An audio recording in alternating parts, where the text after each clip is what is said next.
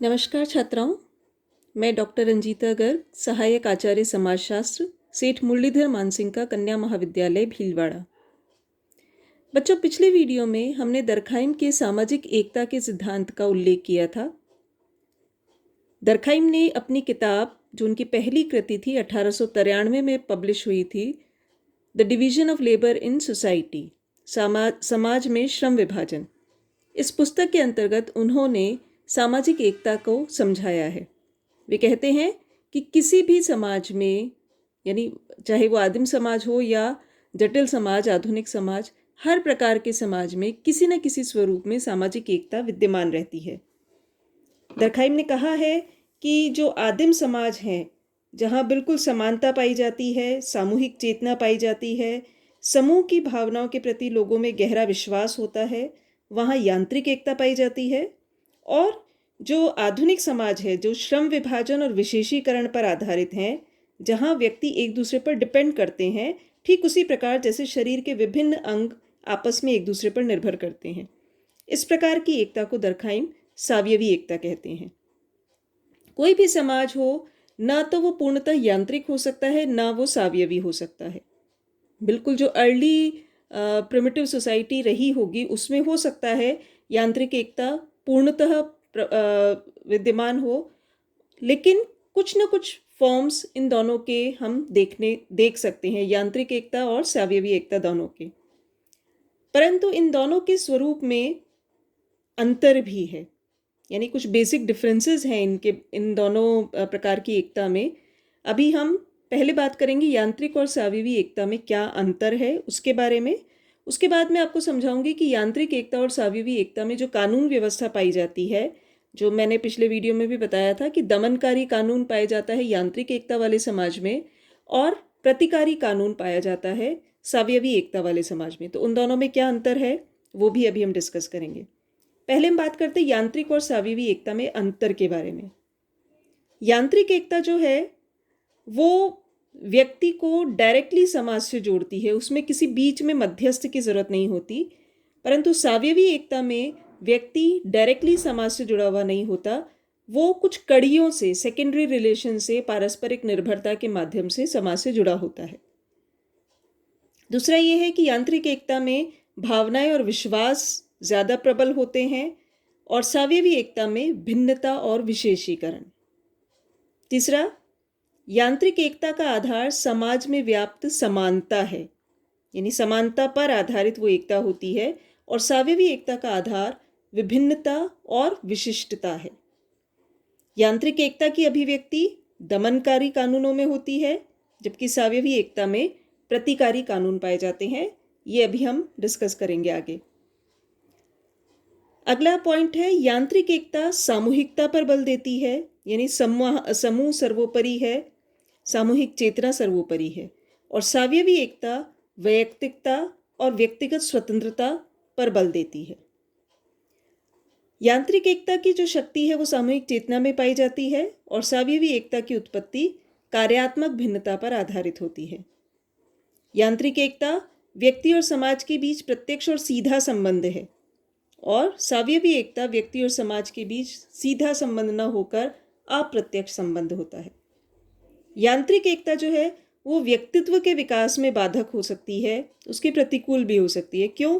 क्योंकि समाज सर्वोपरि होता है, उसमें व्यक्ति की अपनी जो मूलभूत इच्छाएं हैं या अपनी मौलिकता है उसका विकास नहीं हो पाता, व्यक्ति पर समूह छाया रहता है और वैयक्तिकता शून्य हो जाती है। परंतु सावयवी एकता में व्यक्ति के विकास को पूर्ण अवसर मिलता है और समूह में व्यक्ति स्वयं अपनी एक अलग पहचान बना सकता है, अपने विशिष्टीकरण के आधार पर, अपने किसी काम में पर्टिकुलरली कुछ एक्सपर्टीज प्राप्त करके। यांत्रिक एकता की तुलना दर्कहाइम ने निर्जीव और अचेतन वस्तुओं से की है। यंत्रवत एकता उसे मानते हैं। कोई अब उनमें से किसी की अपनी एक पृथक क्रिया नहीं होती, सबका मिला जुला एक एक्शन होता है। सावयवी एकता की तुलना शरीर से की गई है, जिसमें प्रत्येक अंग की विशिष्ट रचना होती है, अपनी विशिष्ट पहचान होती है। फिर भी क्योंकि शरीर के सारे अंग एक दूसरे से जुड़े हुए हैं, इसलिए वो एकजुट भी होते हैं। यांत्रिक एकता में जीवन से संबंधित अनेक प्रकार की सामूहिक भावनाओं का प्रचलन होता है, जबकि सावयवी एकता में भावनाओं से ज़्यादा महत्वपूर्ण नियम होते हैं। यांत्रिक एकता में समाज जो संबंध है वो खंडात्मक सामाजिक संरचना से जुड़े हुए होते हैं, जबकि सावयवी एकता में संगठित संरचना पाई जाती है, जो कि बिल्कुल क्लियर कट डिस्ट्रीब्यूशन होता है लोगों के बीच में काम का। यांत्रिक एकता में धर्म की प्रधानता पाई जाती है, सावयवी एकता में धर्म का प्रभाव घट जाता है। यांत्रिक एकता प्राचीन, सरल और आदिम समाजों में पाई जाती है और सावयवी एकता आधुनिक जटिल समाजों का लक्षण है। यांत्रिक समाज में भेदभाव नहीं होता, यांत्रिक एकता भेदभाव पर आधारित नहीं होती, और सावयवी एकता में पर्याप्त विभेदीकरण होता है, जो कि डेवलप होता है विशिष्टता से और दक्षता से। किसी पर्टिकुलर काम में जो दक्षता किसी व्यक्ति को प्राप्त होती है उससे। यांत्रिक एकता नैतिकता पर आधारित होती है। लोग परंपरा के अनुसार अपने दायित्वों का निर्वाह करते हैं।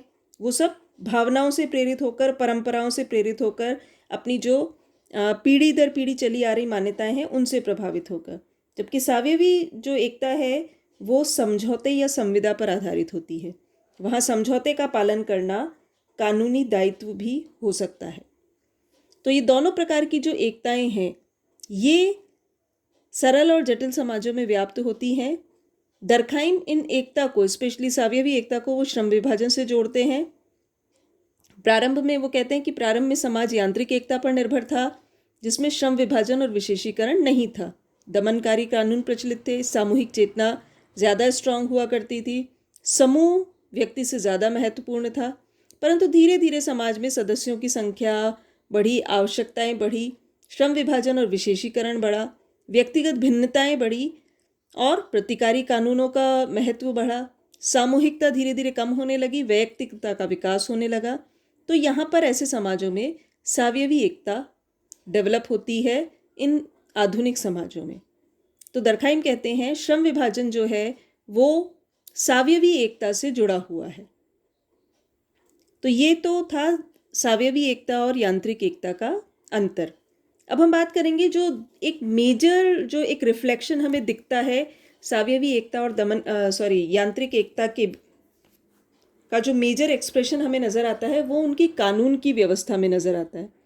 किसी भी जगह का जो कानून है, जो वैधानिक व्यवस्था है, वो कहीं ना कहीं उस समाज के अस्तित्व को, उस समाज की व्यवस्था को, उस समाज में किस प्रकार की एकता है उसको रिफ्लेक्ट करता है। तो जो यांत्रिक एकता वाला समाज है जिसमें हमने बात की, दमनकारी कानून होते हैं। दमनकारी जैसा कि नाम से ही पता चलता है, जहाँ पर दबाव डाला जाए या दमन किया जाए। दमनकारी कानून बहुत स्ट्रिक्ट होते हैं, ऐसे कानून जिसमें अपराध से ज़्यादा अपराधी से घृणा की जाती है। यानी कोई व्यक्ति अगर कोई गलत काम करता है तो वो निश्चित तौर पर दंड के लायक है और उसे सख्त से सख्त दंड दिया जाए। ऐसा क्यों होता है? दमनकारी कानून जो मैंने आपको कहा कि आदिम समाजों में प्रचलित था, जो कि यांत्रिक एकता पर आधारित है, वहाँ पर कोई भी अपराध, पहली बात तो ये कि वहाँ पे अपराध की डेफिनेशन भी बहुत वाइड हो सकती है। किसी बड़े का निरादर करना, किसी सामाजिक नियम को फॉलो ना करना, वो छोटी छोटी चीज़ें भी अपराध के रूप में मानी जा सकती है। क्यों? क्योंकि समाज जो है इन सारी चीज़ों के साथ में अपनी एकता को जोड़ता है। तो यहाँ पर जो अपराध है वो सामूहिक चेतना या इच्छा के विरुद्ध कार्य को समझा जाता है। अतः जो भी उस सामूहिक इच्छा का उल्लंघन करता है वो निश्चित तौर पर दंड के योग्य है। सामूहिक भावनाओं को वो ठेस पहुंचा रहा है। तो यहाँ पर उद्देश्य है कि ऐसे व्यक्ति को तुरंत समाज से अलग किया जाए, उसके जो भी जिस भी तरीके से दमन करके उसका जो अपराधी प्रवृत्ति है उसे ख़त्म किया जाए, ताकि जो नेगेटिविटी या जो गलत काम उसने किया है वो समाज के अन्य सदस्यों तक ना पहुँचे और दूसरों के लिए वो एक लेसन भी बने। दमनकारी कानून बहुत स्ट्रिक्ट ऐसे लॉज हैं जो कि अपराधी को सामूहिक इच्छा या सामूहिक चेतना के विरुद्ध कार्य करने के लिए मैक्सिमम पनिशमेंट देने पर जोर देते हैं।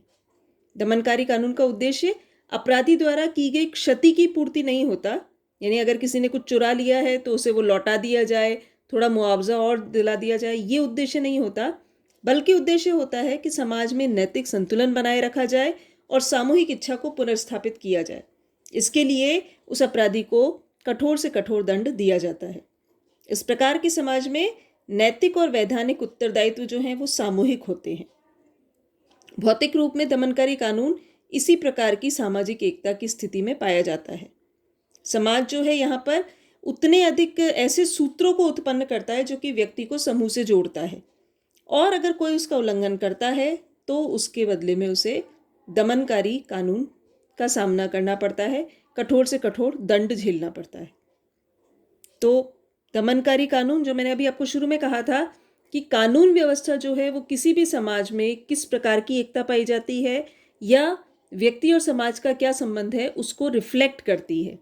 तो जहाँ पर दमनकारी कानून है वो जाहिर सी बात है कि वहाँ पर समाज, सामूहिक चेतना वो ज़्यादा सुदृढ़ है, और वहाँ पर कानून व्यवस्था इस प्रकार की है कि किसी भी व्यक्ति को अपराध करने के लिए हरगिज़ भी आप प्रोत्साहित नहीं कर सकते, या अगर उसने अपराध किया है तो उसके अपराध को आप कतई इग्नोर नहीं कर सकते। दूसरा है प्रतिकारी कानून। आधुनिक समाज में जो औद्योगिक समाज है, जो जटिल समाज है, उसमें धीरे धीरे प्रतिकारी कानून का महत्व बढ़ा। प्रतिकारी कानून जो है वो श्रम विभाजन वाली अर्थव्यवस्था में, श्रम विभाजन वाले सामाजिक व्यवस्था में पाया जाता है। इसका उद्देश्य होता है अपराध अगर किसी व्यक्ति ने किया है तो उसका मुआवजा दे दिया जाए, जो हानि हुई है वो उसको मुआवजा देकर या उसको किसी भी तरीके की पेनल्टी देकर उसे रीपे कर दिया जाए, और अपराधी को चाहे छोटी मोटी कोई सज़ा देकर, पेनल्टी देकर और सुधार की व्यवस्था के ऊपर आधारित करके उसे दंडित किया जाए। यानी यहाँ पर स्ट्रिक्ट कठोर दंड वाली व्यवस्था नहीं होती, बल्कि सुधारवादी व्यवस्था होती है कि हमें स्थितियों को जो है वो कंट्रोल करना है, परंतु उसके लिए हम कोई बहुत स्ट्रिक्ट कदम नहीं उठाते। प्रत्येक व्यक्ति यहाँ पर ये माना जाता है कि हर किसी का अपना अपना भिन्न भिन्न व्यक्तित्व है, उसके अलग अलग अनुभव है, व्यक्तिगत स्वतंत्रता है। तो हो सकता है कोई कुछ व्यक्ति आपराधिक प्रवृत्ति के हों, परंतु अपराध को अब समस्त समाज के विरुद्ध कार्य नहीं माना जाता, सामूहिक इच्छा का उल्लंघन नहीं माना जाता, बल्कि व्यक्ति विशेष के विरुद्ध एक कार्य माना जाता है। और जब ऐसा होता है तो उस व्यक्ति विशेष जिसके खिलाफ, यानी जो विक्टिम है, जो शिकार है अपराध का, उसकी क्षतिपूर्ति कर दी जाए और अपराधी को सबक सिखाने के लिए दंडित किया जाए। परंतु क्योंकि यहाँ पर स्ट्रॉन्ग सोशल फीलिंग्स नहीं जुड़ी हुई है, समाज की चेतना से रिलेटेड फीलिंग्स नहीं जुड़ी हुई है, इसलिए इस प्रकार का जो कानून व्यवस्था है वो सुधारवादी होती है। उसमें अपराधी का दमन करने का उद्देश्य नहीं रखा जाता, उसमें क्षतिपूर्ति का और अपराधी में सुधार का उद्देश्य रखा जाता है। ये माना जाता है कि एक व्यक्ति ने अगर अपराध किया है तो वो बाद में सुधर भी सकता है। तो ये दोनों प्रकार की कानून व्यवस्था जो है ये पूर्णतः डिफरेंट है एक दूसरे से, और ये दोनों अलग अलग प्रकार के समाजों में अलग अलग प्रकार के सामाजिक एकता वाले स्वरूप में पाई जाती है। हालांकि दरखाइम पहले विद्वान नहीं हैं जिन्होंने इस प्रकार की कानूनों की व्यवस्था की बात की है। इससे पहले भी प्लेटो ने, अरस्तु ने, एडम स्मिथ ने, सेंट सिमोन ने, कॉम्ट और स्पेंसर ने भी इस प्रकार के कानून व्यवस्था का उल्लेख किया है। परंतु दरखाइम ने पहली बार इस सिद्धांत को इस रूप में प्रस्तुत किया कि इसकी सत्यता को सिद्ध करने के लिए उन्होंने अनेक सामाजिक तथ्यों और आंकड़ों को भी एकत्रित किया, और यही कारण है कि उनका ये सिद्धांत जो है वो एक सुदृढ़ वैज्ञानिक स्तर प्राप्त कर पाता है। तो सामाजिक एकता के बारे में हम जान चुके हैं। सामाजिक एकता के दो स्वरूप हैं और दोनों स्वरूपों में अलग अलग प्रकार के कानून व्यवस्था पाई जाती है।